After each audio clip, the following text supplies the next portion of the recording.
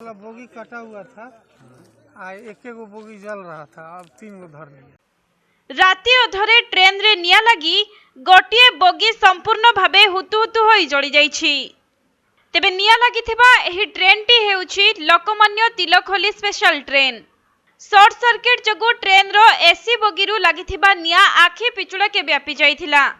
फଳରେ गोटिए bogie हुतु हुतु होई संपूर्ण जଳି जाइथिबा बेले एथिरे केही मृताहत होइथिबा नै सूचना मिली पारि नाही। तेबे बिहार भोजपुर अंतर्गत कारिसात स्टेशन निकटरे एपरी भयावह अग्निकांड घटिछि। मिलिथिबा सूचना अनुसार दानपुररु मुंबई अभिमुखे होली स्पेशल लोकमान्य तिलक ट्रेन गतकाली राति रे जाउथबा समय रे राति प्राय 2टा बेले कारिसात स्टेशन निकट अतिक्रम करुथबा बेले हठात शॉर्ट सर्किट जगु ट्रेन रो एसी बोगी रे निया लागिथिला। आ एहा परे ट्रेन रो बोगी हुतु हुतु होई जळिबाकु लागिथिला। तेबे निया लागिबा परे बोगीटी आपे आपे ट्रेन रु अलगा मध्य होई जाइथिला।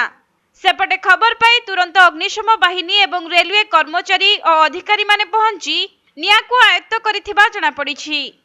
तेबे होली निमंते ट्रेन रे अल्प यात्री रहिथिले एवं केही मृताहत होइथिबा सूचना मिली नाही। सेपटे लोकमाने ट्रेन रे थिबा यात्रींको संपर्क रे जानिबा पई रेलबाई पक्षरु हेल्पलाइन नंबर मध्य जारी करा जाइछि।